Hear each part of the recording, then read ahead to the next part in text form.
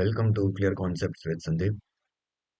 अ, आज हम union budget देखेंगे 2026 और 27 की। इस यूनियन बजट में बेसिकली हम फोकस करेंगे जो डेटा पॉइंट है उन पे भी, बट डेटा जो उतने इम्पोर्टेंट नहीं होते हैं। और कवर करेंगे इकोनॉमी, इसमें agriculture, environment, governance, exam point of view से। सिर्फ समरी नहीं है, ये एग्जाम पॉइंट ऑफ व्यू से काफ़ी इंपॉर्टेंट है। उस तरीके से ये क्लास है। तो आगे बढ़ते हैं।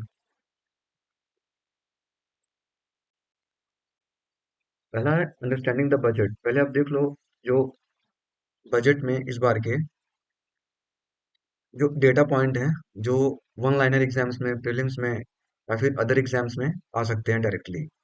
वो क्या है कि जीडीपी जो इस बार की हमारी एस्टिमेटेड है, नॉमिनल जीडीपी, वो है 10% इस ईयर। ओके, याद रखने वाली चीज है। जो फैक्चुअल डेटा है उसको मैं बता रहा हूँ, उसके बाद एग्जाम पॉइंट ऑफ व्यू से अपने एग्रीकल्चर, इन्वायरमेंट, इकोनॉमी, गवर्नेंस से रिलेटेड क्या चीजें हुई हैं इसमें जो इम्पोर्टेंट है, उसको फिर कवर करते हैं। फिर जो रेवेन्यू डेफिसिट है 2026-7 में, वो टारगेट किया गया है कि 1.5% ऑफ जीडीपी हो। वो पिछली बार भी 25-26 के फाइनेंशियल ईयर में भी यही था। Okay. Physical deficit 26-27 targeted 4.3% of GDP. Revenue deficit 1.5%। और ये थोड़ा सा लोअर किया गया है, 4.4% of GDP as compare to previous year, पिछले साल से कम है। ये डेटा पॉइंट कुछ याद करने वाले हैं। और जो इनकम टैक्स स्लैब है, उनमें कोई चेंज नहीं आया है। पिछले साल जो इनकम टैक्स के स्लैब्स थे वो सेम है। इस बार कोई चेंजेस उसमें नहीं हुए हैं। अब देखते हैं कि रेवेन्यू सोर्सेज। अब ये revenue static point of view से थोड़ा इंपॉर्टेंट हो आता है। तो अब एग्जाम पॉइंट ऑफ व्यू से, पर्सपेक्टिव से कवर करेंगे, और जहां जहां पे डेटा पॉइंट्स होंगे उनको फिर फैक्चुअल में बताता चलूंगा। तो डायरेक्ट टैक्सेस दो तरह के होते हैं, इंडायरेक्ट टैक्स और इनडायरेक्ट टैक्स। इकोनॉमी में आपको पता होगा, इकोनॉमिक्स में इनकम टैक्स, जीएसटी, ये सब इनडायरेक्ट टैक्स हैं। नॉन टैक्स होते हैं रेवेन्यूज, फीस से, डिविडेंड से, पीएसयू से जो आते हैं, वो सारे नॉन टैक्स में। एक्सपेंडिचर एलोकेशन, कुछ इंपॉर्टेंट एक्सपेंडिचर एलोकेशन जो कि एमसीक्यूज एग्जाम में काफी इंपॉर्टेंट होते हैं, वो देख लो। मिनिस्ट्री ऑफ डिफेंस काफी इंपॉर्टेंट है। इसमें एस्टिमेटेड इंक्रीज है कि 52,166 करोड़ का इस साल, जो कि 7% का इंक्रीज है पिछली बारी से। इतना okay. Expenditure, total expenditure government कितना करेगी इस बार? वह 53,47,315 करोड़ 2026-27 ईयर में, 7.7% हायर देन रिवाइज्ड। ओके, इस बार ये 7.7% हायर है। ये डेटा पॉइंट याद करने वाले हैं। अब ये exams exams one liner exams के लिए काफी इंपॉर्टेंट है। एमसीक्यूज में, प्रीलिम्स में ये क्वेश्चन आते हैं। हेल्थ में देख लो कि हेल्थ में क्या हुआ है कि कुछ प्रोफेशनल हेल्थ लाइट्स इंस्टीट्यूशन बनाने वाले हैं, जो कि बहुत पब्लिक और प्राइवेट सेक्टर्स में होंगे। क्या क्या है वो? रेडियोलॉजी में, एनेस्थीसिया में, बिहेवियरल हेल्थ में। अब मेडिकल टूरिज्म प्रमोट करना है 5 रीजनल मेडिकल हब्स में। और एक और सबसे इम्पोर्टेंट चीज यहाँ पे है कि all India institute of Ayurveda establish होगा। All India institute of Ayurveda, ये हेल्थ में होने वाला है। आगे देखते हैं क्या है। ये आगे है कि अर्बन डेवलपमेंट। अर्बन डेवलपमेंट में कितने रुपीस का इस बार एक्सपेंडिचर है, क्या एलोकेशन है वहां पे? तो सिटी इकोनॉमिक रीजन, उसको एलोकेशन है 5,000 करोड़ पर सी आर, मतलब पर सिटी इकोनॉमिक रीजन पे, ओवर 5 ईयर, ये 5 साल के लिए। Okay. 7 high speed rail corridors बनाए जाएंगे। हाई स्पीड रेल कॉरिडोर्स अभी ऑलरेडी करंट अफेयर्स में आप देख रहे होगे तो बन रहा है वो बुलेट ट्रेन। और ये 7 जो हाई स्पीड रेल कॉरिडोर्स हैं, फॉर एग्जांपल मुंबई से स्टार्ट हुआ, मुंबई पुणे, पुणे हैदराबाद, हैदराबाद बैंगलोर, फिर अपने इधर ईस्टर्न, नॉर्दर्न रीजन में और अपना ईस्टर्न रीजन में भी कुछ कॉरिडोर्स बनाए जाएंगे। लेबर एंड एम्प्लॉयमेंट में कितना एलोकेशन है? Education to standing committee on education to employment and enterprise, एक स्टैंडिंग कमेटी सेटअप की जाएगी, will be establish. Standing committee पता होगा आपको पॉलिटी में क्या होती है, वो रिव्यू करते हैं बेसिकली बिल्स को जो पार्लियामेंट में पास किए जाते हैं, पेश किए जाते हैं। The committee will also assess the impact of artificial intelligence on jobs पे। ये होगा एजुकेशन सेक्टर में। एजुकेशन सेक्टर एजुकेशन सेक्टर में 5 यूनिवर्सिटी टाउनशिप क्रिएट होगा, जो कि इंडस्ट्रियल और लॉजिस्टिक कॉरिडोर्स पे बेस्ड होंगे। इंडिया हमारा ऑलरेडी मैन्युफैक्चरिंग इंडस्ट्रीज में काफी पीछे है। और क्या प्रोवाइड होगा, support Indian institute of creative technologies को मुंबई टू स्टैब्लिश एनिमेशंस के लिए, विजुअल इफेक्ट्स के लिए, गेमिंग के लिए, कॉमिक्स कंटेंट, और 15,000 सेकेंडरी स्कूल्स में। ये एजुकेशन सेक्टर्स में ऑलरेडी एआई का इंट्रोडक्शन हो चुका है स्कूल्स में भी।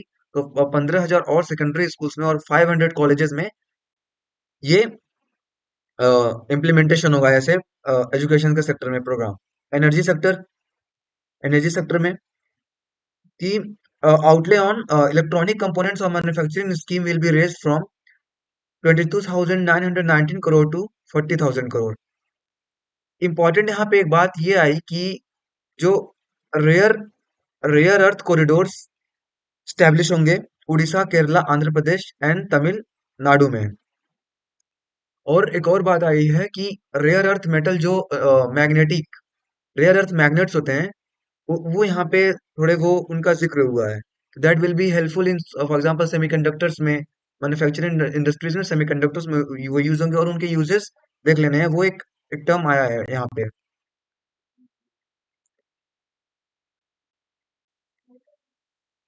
और यस, यहाँ पे ये सेमीकंडक्टर मिशन 2.0 लॉन्च होगा, एज आई टोल्ड यू। तो ये काफी इंपॉर्टेंट हो जाते हैं एग्जाम पॉइंट ऑफ व्यू से। सेमीकंडक्टर्स देख लेना है कि सेमीकंडक्टर्स होते क्या है, सेमीकंडक्टर्स काम कहाँ कहाँ यूजेस होते हैं इनका अपने एग्जाम्स पर्सपेक्टिव से। सो ये बेसिकली लेआउट है कुछ।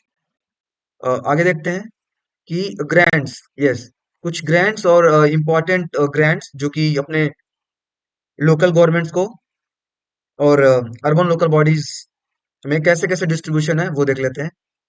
ये ग्रांट्स अमाउंट लोकल गवर्नमेंट्स को 7,91,493 करोड़, रूरल लोकल बॉडीज को इतना, बेसिक ग्रांट इतना है और परफॉर्मेंस ग्रांट इतना है।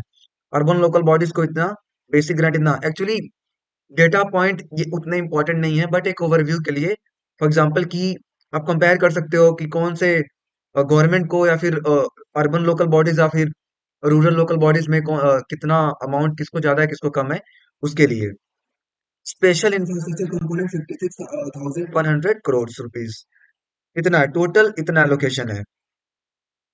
ओके, तो ये बेसिकली एक ओवरव्यू है कंपैरिजन के लिए, डेटा पॉइंट उतने इंपॉर्टेंट नहीं होते हैं। अंडरस्टैंडिंग द यूनियन बजट, अब स्टार्ट करते हैं यूनियन बजट अपने एग्जाम पर्सपेक्टिव से, जो कि काफी इंपॉर्टेंट होने वाले हैं और होंगे। ये आप अपने एग्जाम्स में कैसे यूज कर सकते हो। बजट में तो टर्म्स यूज हो गए हैं, लेकिन एग्जाम के लिए आपको अंडरस्टैंडिंग होनी चाहिए, पता होना चाहिए क्या कैसे पढ़ना है, वो हम देखते हैं अब यहाँ से। ओके, तो यूनियन बजट, बजट होता क्या है पहले, कि बजट तो एक फाइनेंशियल एनुअल फाइनेंशियल स्टेटमेंट होता है that is under article 112 of constitution of India, पता होना चाहिए। ये कंप्लीट पिक्चर बताता है क्या, अपने फाइनेंशियल ऑपरेशन का, कि इस ईयर 2026 में कैसे होने वाला है हमारा फाइनेंशियल ऑपरेशन पूरा। वो पॉलिसी डॉक्यूमेंटिंग रिफ्लेक्ट रिफ्लेक्ट करती है अपनी डेवलपमेंट स्ट्रेटेजी, कहाँ कहाँ डेवलपमेंट होने वाला है, एलोकेशन, एवरीथिंग। तो आर्टिकल कॉन्स्टिट्यूशन, ये पॉलिटी के हिसाब से आर्टिकल 112 एनुअल फाइनेंशियल स्टेटमेंट वहां पे, consolidated fund of India 266। Actually allocation कहाँ से होता है, किसी सेक्टर्स में कंसोलिडेटेड फंड ऑफ इंडिया से जाता है, कहीं पे कॉन्टिजेंसी फंड और पब्लिक अकाउंट से जाता है। ओके, तो ये रेलेवेंस है एग्जाम पर्सपेक्टिव से। कुछ कोर थीम्स हैं, उन कोर थीम्स को देखते हैं कि inclusive growth.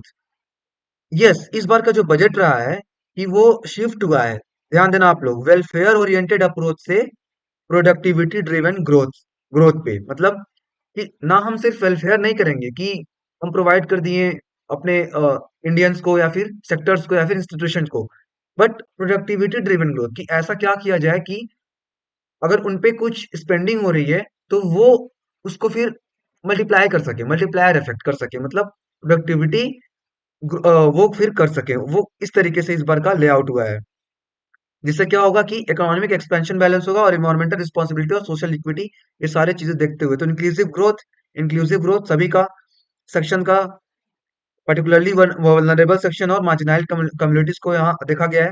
Sustainable development, long term economic growth without compromising environmental integrity और नेचुरल रिसोर्सेज को सस्टेनेबल डेवलपमेंट करने हैं, बट इन्वायरमेंट को देखते हुए। इंफ्रास्ट्रक्चर लेड ग्रोथ है, फिजिकल और डिजिटल इंफ्रास्ट्रक्चर में काफी इन्वेस्टमेंट और वहां पे फोकस किया जा रहा है, ताकि सभी सेक्टर्स में इकोनॉमी जनरेट हो सके। Green economy, transition towards low carbon pathways, okay, और क्लाइमेट जो कमिटमेंट्स, ताकि we can reduce the carbon footprints को कम करने के लिए लो कार्बन एमिशन हो।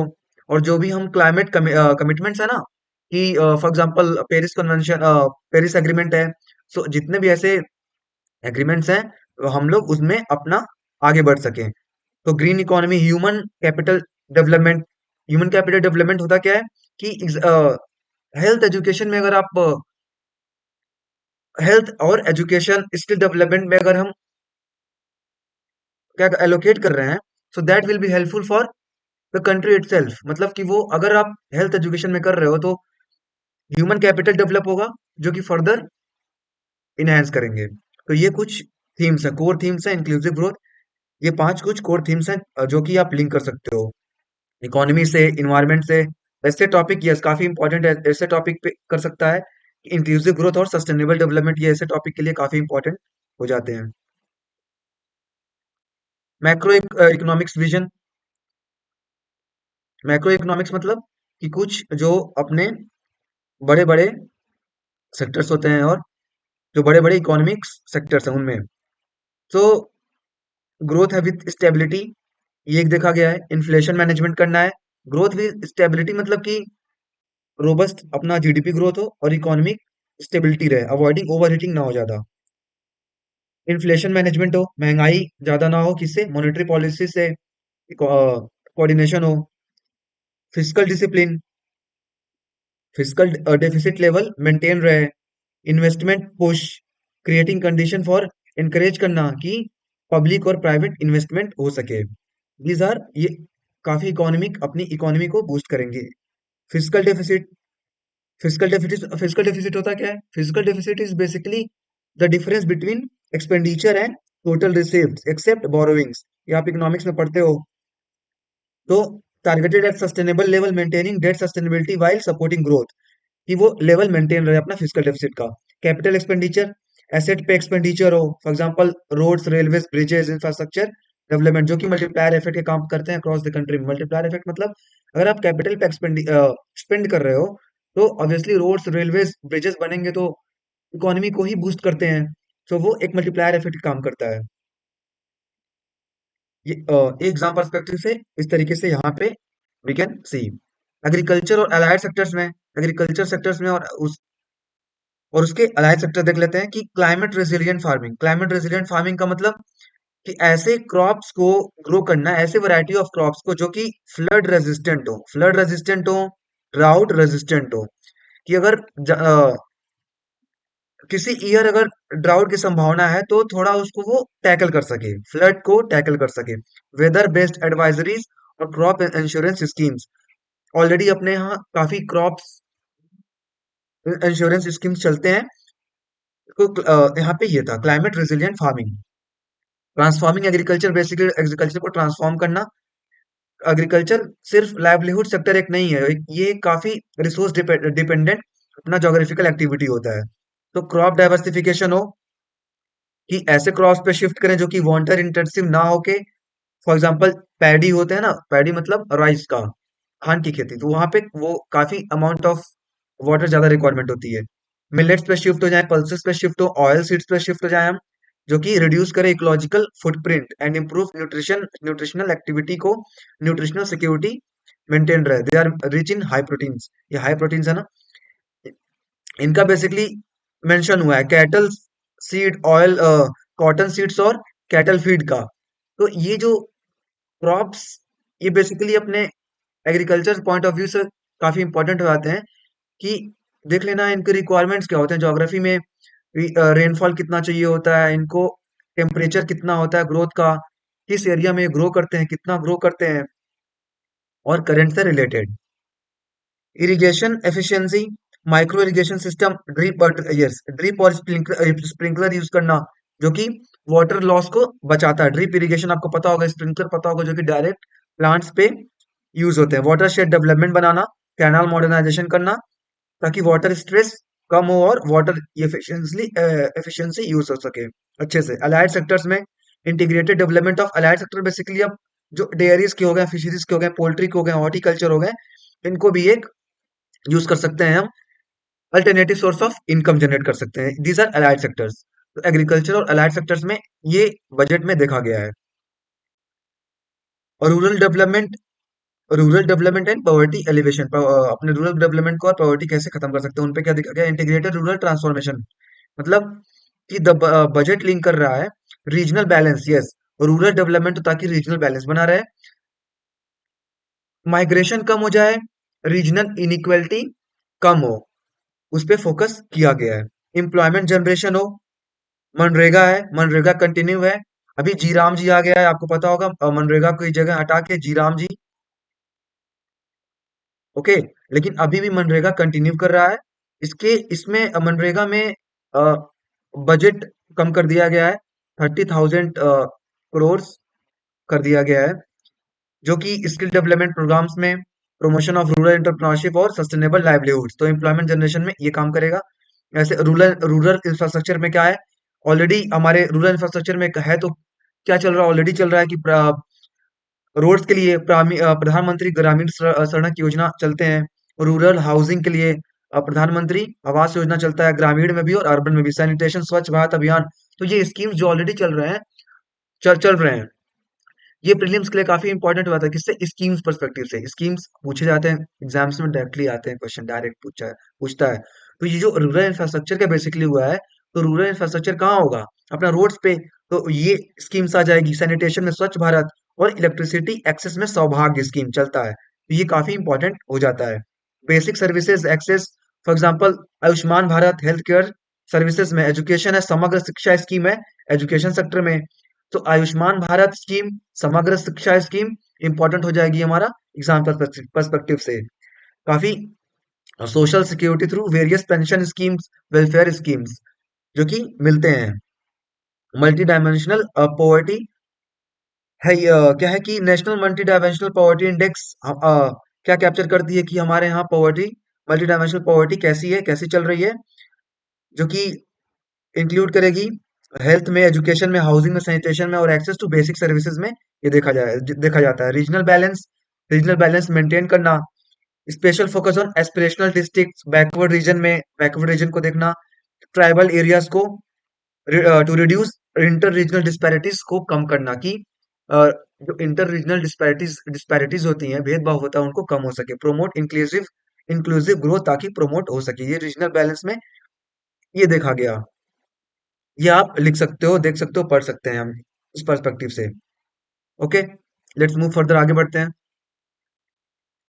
इंडस्ट्रीज, इंडस्ट्री सेक्टर में क्या है, इंडस्ट्रीज मैन्युफैक्चरिंग और इंफ्रास्ट्रक्चर में क्या, ऑलरेडी हम मैन्युफैक्चरिंग सेक्टर में काफी पीछे पीछे हैं, दैट्स वाई उनमें फोकस किया गया है अपने इंडस्ट्रीज और मैन्युफैक्चरिंग सेक्टर्स में। तो manufacturing competitiveness, for example product linked incentive schemes लाए जाएंगे, जो कि अक्रॉस 14 सेक्टर्स में होंगे, जो डोमेस्टिक मैन्युफैक्चरिंग डोमेस्टिक अपने यहाँ मैन्युफैक्चरिंग हो सके, और इंपोर्ट पे हम काफी कम रिलाई करें।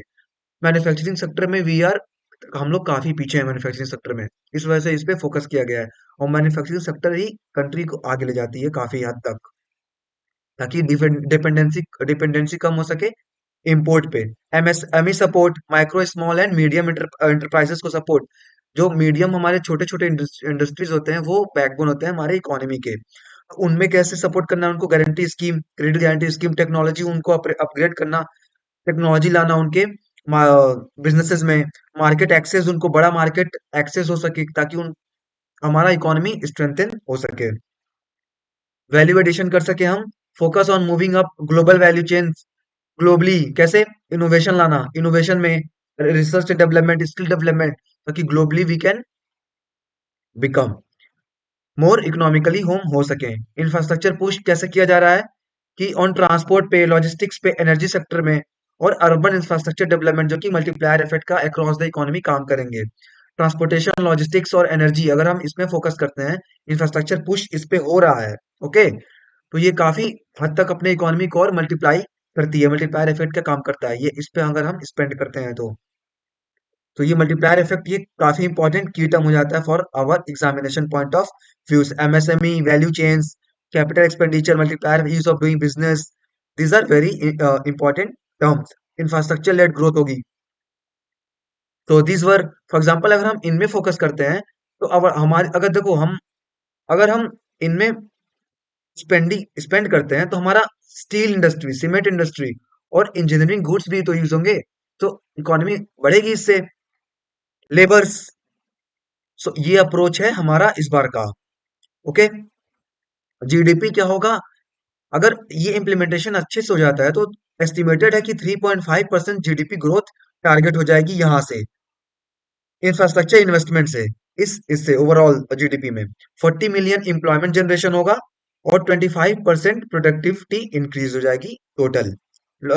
Expected improvement in logistics efficiency और रिड्यूस कॉस्ट रिड्यूस कर देगा। सो this was it for industries और मैन्युफैक्चरिंग सेक्टर में। आगे एनर्जी, क्लाइमेट और ग्रीन इकोनॉमी में, यस एनर्जी सेक्टर्स में, और देखो ग्रीन ट्रांजिशन पाथवेज, हम लोग ग्रीन ट्रांजिशन करना इज काफी इंपॉर्टेंट, और जो कि क्लाइमेट को भी सपोर्ट करेगा। ग्रीन ट्रांजिशन बेसिकली हम अच्छे ग्रीन फ्यूल्स की तरफ बढ़ना। तो 2026-7 का बजट अलायंस है इकोनॉमिक ग्रोथ में विद इंडिया की क्लाइमेट कमिटी कमिटमेंट्स, जो हम कमिटमेंट्स किए हैं ताकि उनको हम फुलफिल कर सके अंडर पेरिस एग्रीमेंट में जो भी है, नेशनली डिटरमाइंड कॉन्ट्रीब्यूशंस में हैं, जो भी हैं।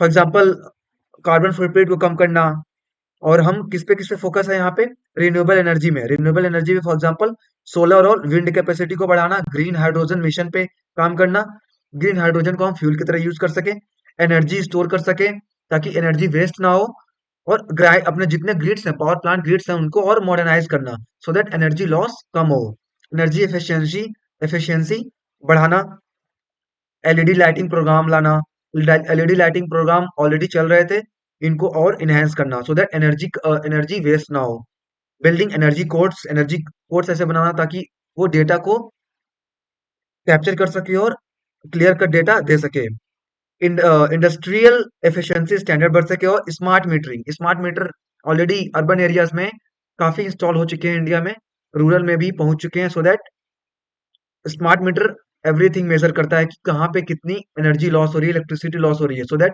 एफिशिएंसी को कंट्रोल और बढ़ाया जा सकता है, लो कार्बन ग्रोथ कर सके हम, इस पे हमारा फोकस ऑलरेडी है, काफी एग्रीमेंट्स चल रहे हैं, electric vehicle promotion, sustainable transport, carbon pricing mechanism, और नेचर बेस्ड सोल्यूशन हो, nature based, so that green economy हमारी बन सके। इन्वायरमेंटल फोकस है यहाँ पे काफी की, फॉरेस्ट और बायोडायवर्सिटी पे फोकस है। एक और देखा गया है कि ये इन्वायरमेंट, यस इन्वायरमेंट, अपने इन्वायरमेंट सब्जेक्ट से काफी इंपॉर्टेंट हो जाएगा। फॉरेस्ट कंजर्वेशन करना है, फॉर एग्जांपल एफॉरेस्टेशन करना है, एफॉरेस्टेशन मतलब planting of trees, forest fire management, wild life protection, forest में फायर लग जाते हैं उनको काफी हद तक कम करना, वाइल्ड लाइफ प्रोटेक्शन करना। अब ये इनको recognition of natural capital, forest सिर्फ एक एसेट नहीं है, वो एक नेचुरल, अपना एक नेचुरल कैपिटल है इंडिया के लिए। बायोडायवर्सिटी प्रोटेक्ट करना, इंडिया की biodiversity, for example protected area को और एक्सपेंड करना। प्रोटेक्टेड एरिया मींस कि जो हमारी नेशनल पार्क्स हैं, वाइल्ड लाइफ सेंचुरी हैं, और इनको सिर्फ यही नहीं, और भी हमारे जो बायोडायवर्सिटी है, फॉर एग्जांपल वेस्टर्न घाट्स में, ईस्टर्न घाट्स में, जो प्रोटेक्टेड एरिया से आउटसाइड हैं, उनको भी एक तरीके से कंजर्व करना और उनको देखना, वहां पे ध्यान देना, सो दैट स्पेशीज कंजर्व हो सके, ऐसे प्रोग्राम्स लाना है, इकोसिस्टम रिस्टोर करना to safeguard genetic diversity, genetics diverse काफी प्लांट्स और एनिमल्स के जेनेटिक्स को प्रोटेक्ट और इकोलॉजिकल बैलेंस को मेंटेन कर सके। इंपॉर्टेंट यहाँ पे क्या है कि फोकस किया गया कि 33% फॉरेस्ट ग्रोथ को, फॉरेस्ट कवर को इंडिया में मीट कर सके। अपने नेशनल गोल अपना 33% का है। 30% एमिशन रिडक्शन हो जाए बाय 2030, 2030 तक। फॉरेस्ट और ट्री कवर 33% बन जाए, और 500 gigawatt of renewable target energy, energy को बढ़ाना through non fossil sources. Non fossil fuel से नहीं, फॉसिल फ्यूल यूज करेंगे तो फिर कोई मतलब नहीं रह जाएगा, फिर ग्रीन एनर्जी कहाँ हुई। ओके, सो 2030 तक इतना कैपेसिटी इंस्टॉल करना, 500 गीगावाट तक। यहाँ पे इंपॉर्टेंट कॉन्सेप्ट एग्जाम पर्सपेक्टिव से हमारा है green growth, climate resilience, energy transition हो रहा है, natural capital. Natural capital basically अपना कि फॉरेस्ट और वाइल्ड लाइफ काफी इंपॉर्टेंट बात है। Integrated water resource management, water को मैनेज करना, ऐसे काफी स्कीम्स लाना और मैनेजमेंट करना रिसोर्सेज, वाटर रिसोर्सेज को। सो दिस वाज अबाउट दिस। यहाँ पे ये था। आगे देखते हैं सोशल सेक्टर्स में और डिजिटल इकोनॉमी में कैसे क्या देखा गया बजट में। तो सोशल सेक्टर्स में फॉर एग्जांपल ह्यूमन कैपिटल और इकोनॉमिक इन्वेस्टमेंट में फोकस किया गया। ह्यूमन कैपिटल पे फॉर एग्जांपल हेल्थ केयर में, हेल्थ केयर एक्सेस मिल सके, एजुकेशन क्वालिटी, स्किल डेवलपमेंट। अगर हम ह्यूमन कैपिटल पे फोकस करते हैं, तो ह्यूमन कैपिटल सिर्फ एक एक्सपेंडिचर नहीं होता है, वो एक मल्टीप्लायर इफेक्ट काम कर सकता है, बूस्ट करेगा। अगर हेल्थ केयर एक्सेस हो रहा है तो लाइफ स्पैन बढ़ेगी, एजुकेशन क्वालिटी बढ़ेगी तो हमारे यहाँ एक अच्छी माइंडसेट ग्रोथ होगी, और जो कि हेल्प करेगी हमारे ओवरऑल इनइक्वालिटी नहीं होगा, इनहेंस प्रोडक्टिविटी और human capital for long time competitiveness के लिए बढ़ाएगा। ओके, तो हेल्थ केयर में ये देखा गया, तो हेल्थ केयर में इंपॉर्टेंट हो जाता है। हेल्थ केयर में काफी स्कीम्स काम करते हैं, तो वहां पे क्या इंपॉर्टेंट हो जाएगा कि आयुष्मान भारत को और एक्सपेंशन करना। आयुष्मान भारत इस काफी इंपॉर्टेंट हो जाएगा स्कीम एग्जाम पर्सपेक्टिव से। हेल्थ इंफ्रास्ट्रक्चर स्ट्रेंथनिंग करना है, डिजीज प्रिवेंशन स्कीम्स, और प्राइमरी हेल्थ केयर नेटवर्क को और इनहेंस करना। प्राइमरी हेल्थ केयर मतलब जो हमारे अर्बन और लोकल एरियाज में जो हमारे प्राइमरी हेल्थ केयर सर्विसेज होते हैं, अपने ब्लॉक्स में होते हैं, ब्लॉक लेवल पे जो भी जो प्राइमरी हेल्थ केयर सेक्टर्स होते हैं उनको और इनहेंस करना। सम एजुकेशन में समग्र शिक्षा स्कीम इंपॉर्टेंट हो जाएगा, समग्र शिक्षा स्कीम चलता है, उनको और इम्प्लीमेंटेशन करना। डिजिटल लर्निंग प्लेटफॉर्म बनाना, टीचर ट्रेनिंग करना कराना, करिकुलर रिफॉर्म, एग्जाम्स में और सीबीएसई में और एनसीईआरटी में और करिकुलम को और अच्छे से रिफॉर्म करना। हायर एजुकेशन इंफ्रास्ट्रक्चर डेवलप करना, ये एजुकेशन क्वालिटी को इंप्रूव करेगी। स्किल डेवलपमेंट में क्या देखा गया बजट में, क्या है कि प्रधानमंत्री कौशल विकास विकास योजना चलता है, स्किल डेवलपमेंट इससे कराया जाता है। ये फोकस में स्कीम इंपॉर्टेंट हो जाएगी। इंडस्ट्री एकेडमिया लिंकेज, जो देखो इंडस्ट्री एकेडमिया लिंकेज कैसे कि जो हमारे कॉलेजेस में पढ़ाया जा रहा है किसी भी इंडस्ट्री से रिलेटेड, किसी भी जो हमारे डिपार्टमेंट्स हैं वो इंडस्ट्री से रिलेटेड हो। फॉर एग्जांपल सिर्फ बुकिश ना हो, वो स्टूडेंट्स पढ़ रहे हैं वो उनको जॉब मिल सके इजीली, इंडस्ट्रियल ओरिएंटेड हो बेसिकली। ये फोकस किया गया। Entrepreneurship development, life long learning opportunities और वर्कफोर्स ट्रांसफॉर्मेशन। डिजिटल इकोनॉमी और टेक्नोलॉजी इनेबल्ड गवर्नेंस हो। डिजिटल इकोनॉमी कैसे कैसे है और टेक्नोलॉजी इनेबल गवर्नेंस। तो पहले डिजिटल इकोनॉमी देखते हैं। हम डिजिटल पब्लिक इंफ्रास्ट्रक्चर डेवलप करना। Digital public infrastructure for example हम यूपीआई यूज करते हैं डे टू डे लाइफ में, that is a digital platform है एक। आधार बेस्ड ऑथेंटिकेशन हर जगह आ गया। E Sanjeevani telemedicine in that sector, health care sector में डिजी लॉकर है so that seamless service provide हो सके। इसको और इनहेंस करना, अच्छे से बढ़ाना यूपीआई को और इन सबको। इम्पैक्ट ऑफ डिजिटल सिस्टम, अब इन डिजिटल सिस्टम का इम्पैक्ट क्या होगा कि ऑटोमेशन, कैसे एफिशिएंसी इंप्रूव होगी। एफिशिएंसी इंप्रूव करना कैसे कि ऑटोमेशन आएंगे। अगर ऑटोमेशन करोगे आप तो ऑलरेडी पहले की तरह, ताकि बैंक में लाइन ना लगाना पड़े जी, और कहीं भी आप जाते हो तो ऑथेंटिकेशन करने के लिए पेपर वर्क लेस हो जाए। फॉर एग्जांपल ऑटोमेशन हो जाएगा, ट्रांसपेरेंसी हो जाएगी, और करप्शन भी काफी हद तक रिड्यूस होगा इससे, और बेटर सर्विस डिलीवरी होगी। डेटा ड्रिवन पॉलिसी मेकिंग होगी। For example data driven policy making मतलब कि अगर हम इस तरीके से काम कर रहे हैं, डिजिटली काम कर रहे हैं, तो हमारे पास एक डेटा होगा अपने रूरल और अर्बन पॉपुलेशन का, सो दैट अपने हम इकोनॉमी को उस तरीके से डिवाइड कर सकते हैं सेक्टर्स में, depending upon the data provided. So ये काफी इंपॉर्टेंट है एग्जाम पर्सपेक्टिव से। आप गवर्नेंस गवर्नेंस रिफॉर्म्स, इसका गवर्नेंस रिफॉर्म कैसे यूज होगा कि प्रोसेस सिंप्लीफाई हो जाएगा, और अपने ब्यूरोक्रेसी पे काफी डिले जो होती है ब्यूरोक्रेसी में, डे टू डे इम्प्लीमेंटेशन में, वो कम हो जाएगी। कोऑपरेटिव फेडरलिज्म, सेंटर और स्टेट कोऑर्डिनेशन बढ़ जाएगा। सेंटर और स्टेट कोऑर्डिनेशन बढ़े, इस पे फोकस किया गया है, इंक्रीज हो इफेक्टिव इम्प्लीमेंटेशन हो प्रोग्राम्स का। फेडरलिज्म क्या होता है? डिवीजन ऑफ पावर या फिर होता है, और कोऑर्डिनेशन बिटवीन सेंटर और स्टेट। परफॉर्मेंस बेस्ड गवर्नेंस हो, ताकि मॉनिटरिंग और अकाउंटेबिलिटी हो गवर्नेंस की। जो भी हमारे इंस्टीट्यूशंस हैं उनकी मॉनिटरिंग हो और अकाउंटेबिलिटी सेट हो एक, तो प्रोसेस सिंप्लीफिकेशन हो जाए, कोऑपरेटिव फेडरलिज्म हो और परफॉर्मेंस बेस्ड गवर्नेंस हो। यहाँ पे ये है सोशल सेक्टर्स और डिजिटल इकोनॉमी में। सो दिस वाज एक ओवरऑल कवर, अपने एग्जाम पर्सपेक्टिव से ये ओवरऑल कवरेज था सभी अपने जीएस के लिए। ओके, सो यहाँ से हम अब देखते हैं अपने एग्जाम्स के लिए क्या क्या था। कि देखो, अपने एग्जाम्स में डायरेक्ट क्वेश्चंस नहीं आते हैं। फॉर एग्जांपल जो यूपीएससी और स्टेट पीसीएस हैं, अब वनडे एग्जाम्स में तो डायरेक्ट वन लाइनर क्वेश्चन बनेंगे, जो स्टार्टिंग में बताया हूँ। बट अपने एग्जाम्स में क्या होंगे कि कैसे हुआ ये, कैसे ये इम्प्लीमेंटेशन होंगे, और इसका इम्पैक्ट क्या होगा, इस पे फोकस किया जाता है। पॉलिसी पॉलिसी पे और इसका आउटकम पे, जो पॉलिसीज हैं उनके आउटकम्स पे, उस तरीके से हमें पढ़ना है। लिंक करना अपने सिलेबस से, फॉर एग्जांपल जीएस पेपर 2 3 ऐसे टॉपिक से। फॉर एग्जांपल गवर्नेंस, इकोनॉमी और एनवायरमेंट, सोशल जस्टिस, ये काफी इंपॉर्टेंट हो जाएगा इस बार का बजट। गवर्नेंस पे, इकोनॉमी से, इन्वायरमेंट और social justice and agriculture also. अब कीवर्ड देख लो कि ग्रोथ, सस्टेनेबिलिटी और इक्विटी, ये काफी इंपॉर्टेंट कीवर्ड देखे गए हैं। तो आप आंसरिंग करोगे तो कोई भी आंसर फ्रेमवर्क करते हैं हम, तो ग्रोथ देखते हैं कि ग्रोथ क्या होगा उसका, सस्टेनेबिलिटी होना चाहिए, आगे लॉन्ग टर्म सस्टेन करे, और इक्विटी हो, इक्विटी मीन्स बेसिकली सबको इंक्लूड करके चल सके। और आंसर करते समय सिर्फ हमें, देखो, आंसर कभी भी करते हैं तो हम सिर्फ उसका जस्ट डिस्क्राइब नहीं करते हैं, उनको हम स्ट्रेंथ क्या होगा ये करेंगे, लिमिटेशंस, इम्प्लीमेंटेशन चैलेंजेस क्या आएंगे, इक्विटी इम्प्लीकेशंस, इस तरीके से आंसर किया जाता है। फॉर एग्जांपल इकोनॉमिक ग्रोथ देख लो, इंफ्रास्ट्रक्चर लेड इन्वेस्टमेंट है, मैन्युफैक्चरिंग कॉम्पिटिटिवनेस होगा, जॉब क्रिएशन में इकोनॉमिक ग्रोथ होगा। इन्वायरमेंटल सस्टेनेबिलिटी कैसे, green transition, climate action, natural resources conservation. Social equity, social equity obviously सबको इंक्लूड करना, इंक्लूसिव डेवलपमेंट हो सबका। Poverty reduction, human capital building, human capital building basically health, education और skill development sectors में।